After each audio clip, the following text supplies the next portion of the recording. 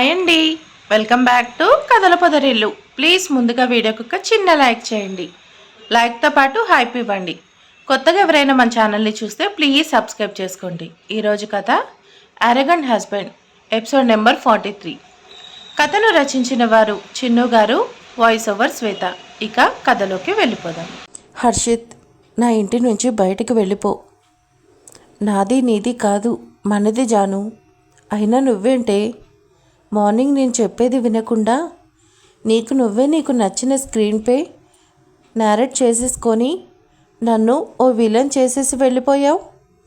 అక్కడ అందరూ నన్ను ఎలా చూసారో తెలుసా? నేనేదో చెయ్యకూడని తప్పు చేసేసినట్టు మాట్లాడుతున్నారు. మార్నింగ్ నువ్వు కాల్ చేసినప్పుడు ఎంత ఆశగా వచ్చానో తెలుసా? నీకోసం అక్కడ వెయిట్ చేస్తూ ఉంటే నువ్వేమో నా దగ్గరికి రాకు, నాతో మాట్లాడకు అంటూ వెళ్ళిపోతావా? అసలు ఏమనుకుంటున్నావే? నన్ను నీ కోసం ఎదురు చూస్తుంటే కనీసం నన్ను చూడకుండా వెళ్ళిపోతావా? నేనెంత బాధపడ్డానో తెలుసా జాను? ఆ మాట మీరు అనకూడదు అనే రైట్ కూడా నీకు లేదు. ఆ రోజు కనీసం నేను చెప్పేది కూడా వినకుండా నన్ను చూడకుండా వెళ్ళిపోయావు. ఈరోజు నువ్వు నన్ను అడుగుతున్నావా? 5 ఏళ్ళ తర్వాత నన్ను చూసి కూడా నేనెవరో తెలియనట్టు అడ్డు తప్పుకో అని ఓ స్ట్రేంజర్లాగా మాట్లాడావు. ఆ రోజు నా బాధ నీకు అర్థమయ్యి ఉంటే ఈరోజు నువ్వు నన్ను ఈ క్వశ్చన్ అడిగేవాడివి కాదు.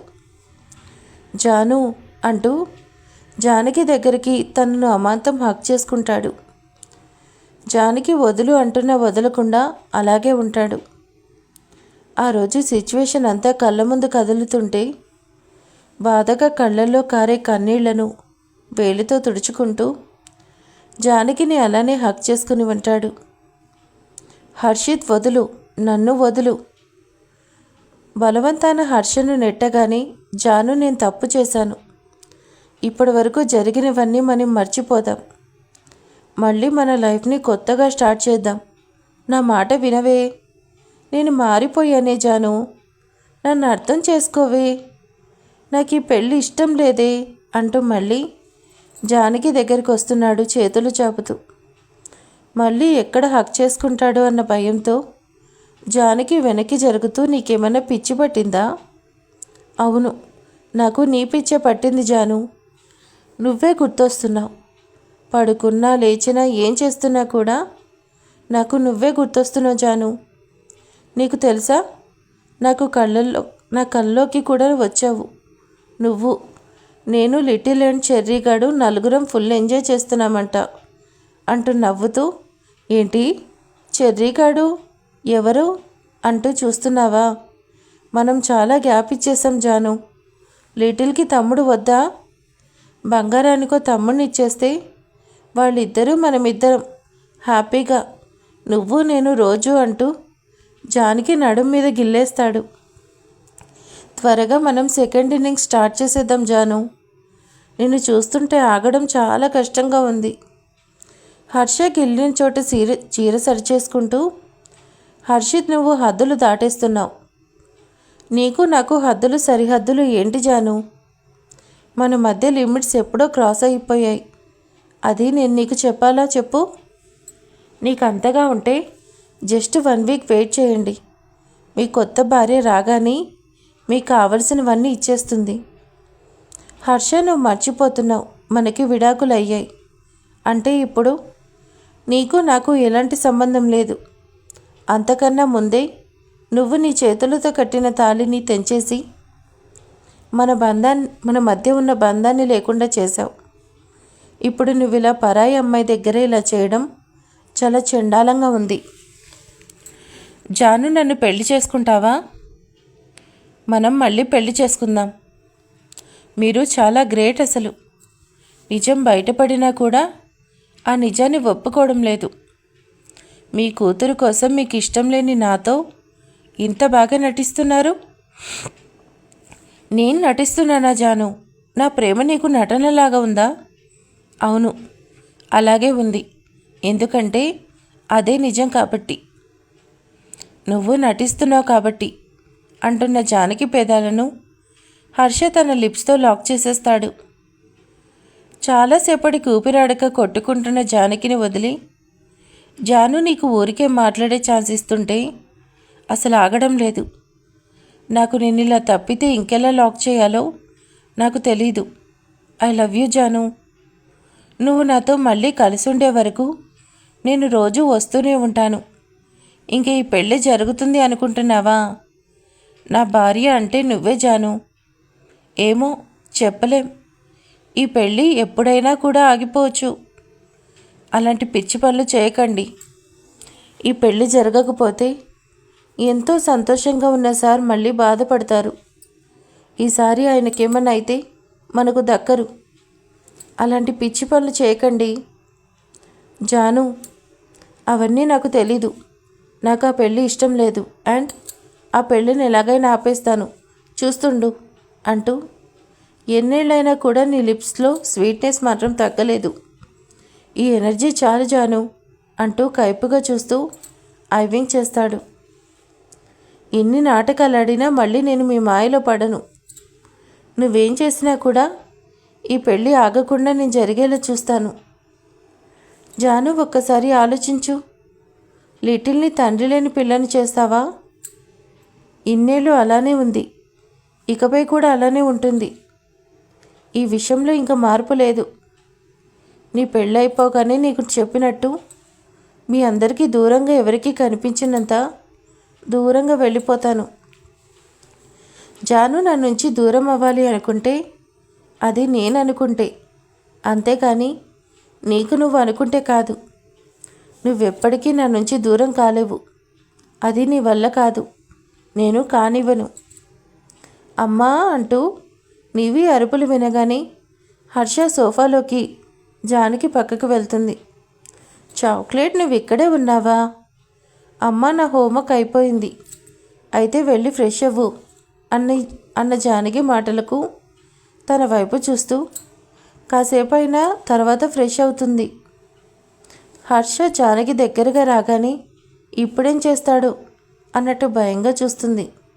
సి జానకి, నేనేమన్నా అనుకుంటే అది అవ్వాలి, తెలుసు కదా. ఇప్పుడు నువ్వు నివిని నాతో పంపకపోతే నేను ఇక్కడే నిన్ను లిప్ లాక్ చేసేస్తా.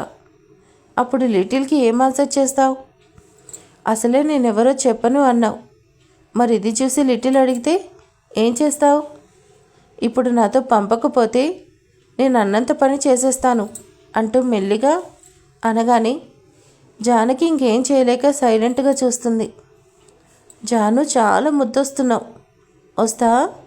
లిటిల్ మీ అమ్మ ఒప్పేసుకుంది, మనం మన ఇంటికి వెళ్దాం పదా అంటూ నివిని తీసుకొని బయటకు వెళ్ళిపోతాడు. దేవుడా, ఈయన భయపెడితే నేను భయపడ్డం ఏంటి? అందరినీ భయపెట్టి పనులు చేయించే నేను ఈయన చూపుకి భయపడ్డమా? హర్ష అన్నట్టు నేను జానకి ఐఏఎస్. హర్షకి భయపడ్డానికి నువ్వేమీ జాను కాదు. జానకి ఐఏఎస్ దేనికి భయపడదు. ఈ పెళ్లి చేసి చూపిస్తా చూడు. నీ వల్ల సార్ మళ్ళీ బాధపడకుండా చేస్తాను.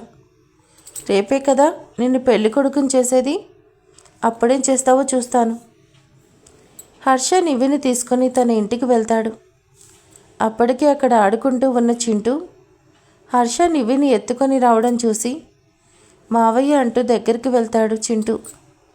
మావయ్య, నువ్వేంటి దాన్ని ఎత్తుకున్నావు? నన్ను ఎప్పుడు తంతూ ఉంటుంది, దాన్ని దించేయి. ఓయ్ చింటూ, నా చాక్లెట్ నన్ను ఎందుకు దించుతాడు కదా చాక్లెట్ అంటూ హర్ష బుగ్గ మీద ముద్దు పెట్టేస్తుంది. మావయ్య, అవునరా చింటూ, లిటిల్ నా బంగారం. లిటిల్ బావని అలా భయపెట్టకూడదు. ఇద్దరు కలిసి ఆడుకోండి, నేను వెళ్ళి ఫ్రెష్ అయి వస్తాను. చింటూ, లిటిల్ని కొట్టకుండా ఆడించు. మావయ్య, నీ కొట్టడం కాదు, నన్ను కొట్టకుండా ఉంటే చాలు. ఎప్పుడు నన్నే కొడుతుంది. నేనేం కొట్టను అని చింటూ అంటుంటే, చింటూ, నా మీద నా చాక్లెట్కి చెప్తావా? ఉండరా నీకు అంటూ చింటూ వెనక పడుతుంటే, లిటిల్ జాగ్రత్తగా ఆడుకోండి అంటూ లోపలికి వెళ్ళిపోతాడు. చిన్న, ఎక్కడికి వెళ్ళావు నాన్న? ఇంకో వారంలో నీ పెళ్ళి, మర్చిపోయావా? ఇలా బయట తిరిగితే ఎలా చెప్పు? అసలే నిన్ను రేపు పెళ్లి కొడుకుని చేయాలి అని అనగానే ఓకే నాన్న, నేను రేపటి నుంచి ఇంట్లోనే ఉంటాను. అవును నాన్న, నా పెళ్లి పనులు చేస్తా అన్నా ఐఏఎస్ ఎక్కడా? రేపటి నుంచి తనని కూడా ఇంట్లోనే ఉంచు డాడ్ అంటూ జానకి గురించి చెప్పి హర్ష లోపలికి వెళ్ళిపోతాడు. ఉల్లాస్ చూసావా, పెళ్ళాన్ని ఇక్కడే ఉంచి ఏర్పాట్లు చేస్తున్నాడు. నువ్వు నీ ట్రయల్స్ స్టార్ట్ చేయి. ముందా పిల్లతో ఇంటరాక్ట్ అవ్వు. నేను హర్ష దగ్గరికి వెళ్తాను. ఓకే? లిటిల్, ఏం చేస్తున్నావు? ఆట ఆడుకుంటున్నా అంకుల్. అండ్ నా పేరు లిటిల్ కాదు, కాల్ మీ నివేదిత అంటూ పొగరుగా ఆన్సర్ చేస్తుంది. అబ్బో, బాబు దగ్గర ఉన్నంతుంది పొగరు అని అనుకుంటూ, అదేంటి నివేదిత, హర్ష నిన్ను అంతే పిలుస్తాడు కదా. మా చాక్లెట్ అంటే నేను చాక్లెట్ అంటాను కాబట్టి నన్ను అలా పిలుస్తాడు. అయితే నన్ను కూడా అలానే పిలువు, అప్పుడు నేను నిన్ను లిటిల్ అంటాను. నిన్ను నేనెందుకు పిలవాలి? నేను పిలవను. మరి హర్షని పిలుస్తావు కదా. చెప్పాగా చాక్లెట్ అని, మా చాక్లెట్ ఒక్కడే పిలుస్తాడు. నేను చాక్లెట్ని పిలుస్తాను, ఇంకెవ్వరిని పిలవను. నిన్ను అంకుల్ అంటున్నా కదా, అది చాలు. ఇంకా అడిగితే తాతయ్య అంటాను. చింటూ, మనం ఆడుకుందాం పదా అంటూ లిటిల్ వెళ్ళిపోతుంది. ఓయమ్మో, బాబు కోపం, అమ్మ తెలివి రెండూ ఉన్నాయి దీనికి. దీన్ని బుట్టలో వేయడం కంటే జానకిని ట్రాప్ చేయడం తేలిక అనుకుంటూ కనీసం మంచిగా అన్న తిడుతుంది. ఈ పిల్ల మరీ పచ్చిగా తిట్టేలా ఉంది. ఉల్లాస్, ఏంటి నివితో ఏదో మాట్లాడుతున్నావు? దొరికింది ఛాన్స్. ఉల్లాస్ అని మిస్ చేసుకోకు. అవును అంకుల్, నాకు నివేదితని చూస్తుంటే ఏదో తెలియని feel uncle. If you don't mind, అందరూ అంటున్నారు జానకి గారు సింగిల్ పేరెంట్ అంత కదా. అవును, ఆ ఇడియట్ వదిలేసి వెళ్ళిపోయాడు. ఇలాంటి మంచి అమ్మాయిని వదిలేయాలనే బుద్ధి ఎలా వచ్చిందో ఏంటో వాడికి. అవును అంకుల్, నేను స్ట్రైట్గా అడిగేస్తున్నా.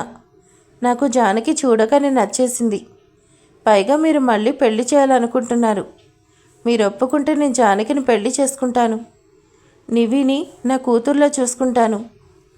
అవును అంకుల్, అప్పుడు జానకికి కూడా మంచి లైఫ్ దొరుకుతుంది అంటూ అక్కడికి వచ్చింది తారా అంటుంది.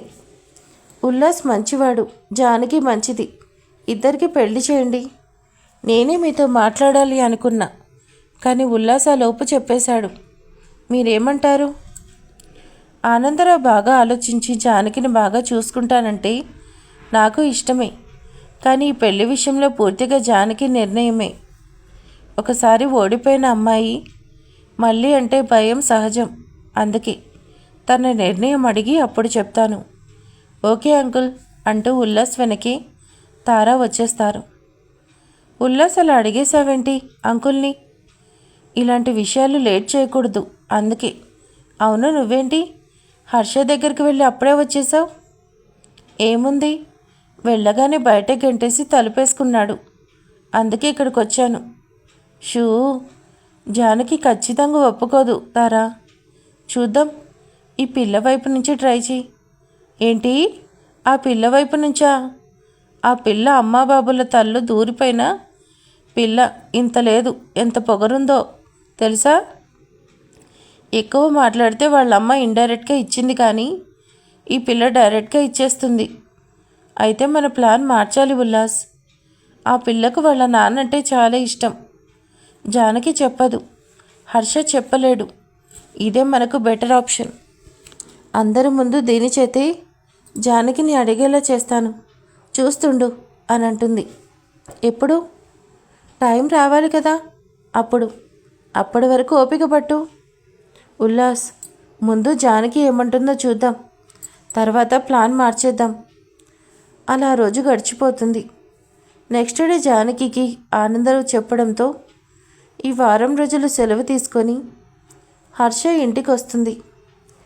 జానకి నివ్విని తీసుకొని వచ్చేసరికి అక్కడ హర్షను పెళ్లి కొడుకు చేయడం చూసి ఒక్క క్షణం మనసు బాధతో మెలిపెట్టగానే బాధగా తల తిప్పేస్తూ లోపలికి వచ్చేస్తుంది.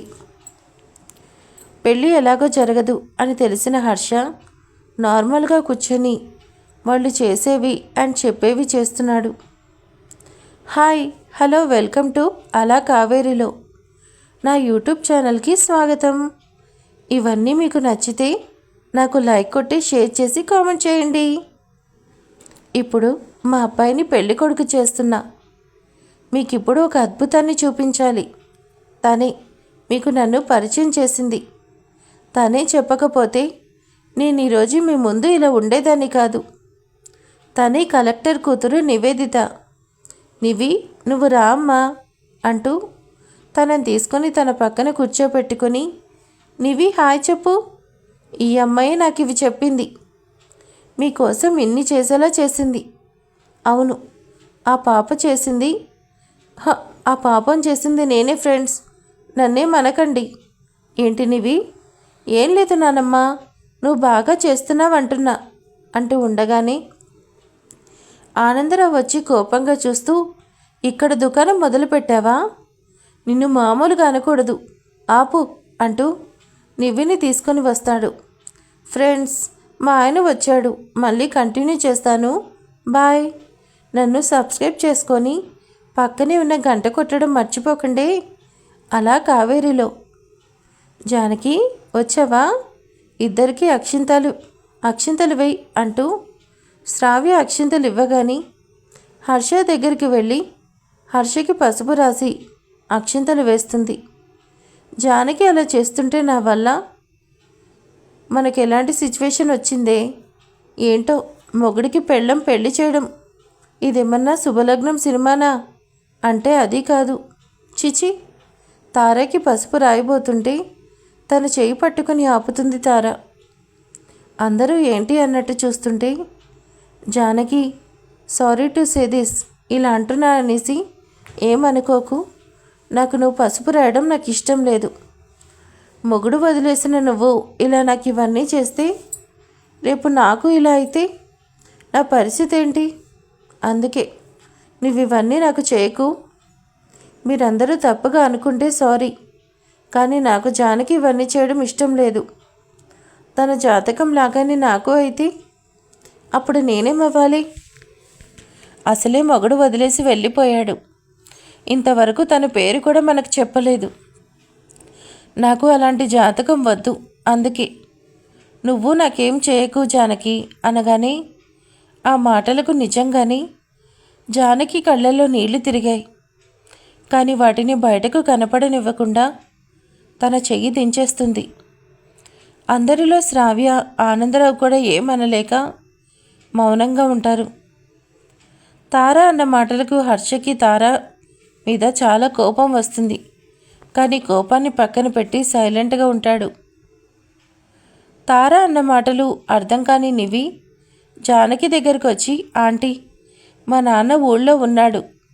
మా అమ్మ చెప్పింది మా నాన్న వస్తాడు అని అంటుంది నివి.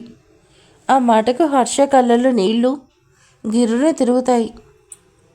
నివి వైపు బాధగా చూస్తాడు. నివి అంటూ ఇంకా అక్కడ ఉండలేక, నివి రామ్మ అంటూ తనని తీసుకొని పక్కకు వచ్చేస్తుంది. జానకి అక్కడి నుంచి వచ్చేయాలని ఉన్నా కూడా వెళ్ళిపోతే బాగోదు అంటూ అక్కడే దూరంగా ఉంది. ఎంత మర్చిపోవాలి అనుకున్నా తారా మాటలు మర్చిపోనివ్వడం లేదు. అవే మాటలు ఇప్పటికీ చాలాసార్లు విన్నా అంతగా బాధ కనిపించలేదు. కానీ ఇప్పుడు పక్కనే తన భర్త ఉన్నా, నేనేం తప్పు చేయలేదని తెలిసినా నిజం చెప్పలేని పరిస్థితి అని బాధపడుతూ ఉంది. ఆ తర్వాత అక్కడ అన్నీ అయిపోయాక అందరూ ఎవరి పనుల్లోకి వాళ్ళు వెళ్ళిపోతారు.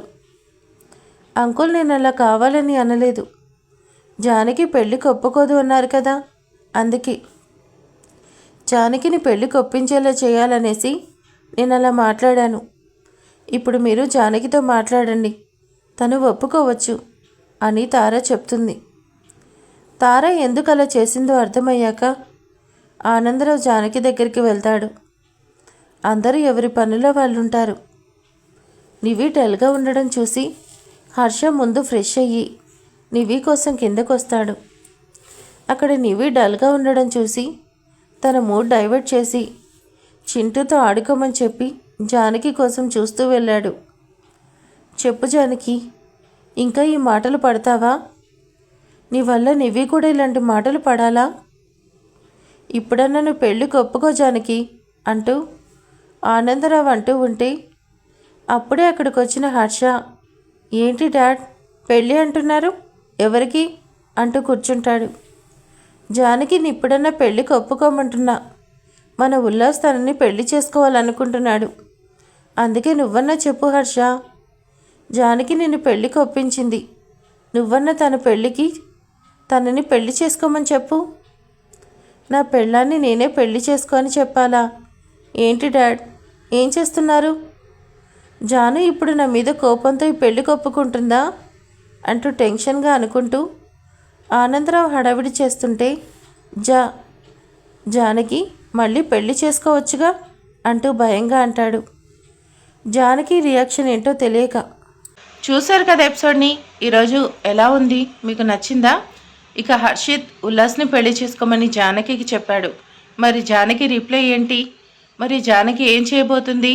హర్షిత్ మీద కోపంతో ఉల్లాస్ని పెళ్లి చేసుకోవడానికి ఒప్పుకుంటుందా అనేది నెక్స్ట్ పార్ట్లో తెలుసుకుందాం. ఓకే, ఇక లైక్ చేసి కామెంట్ చేయండి. Thank you.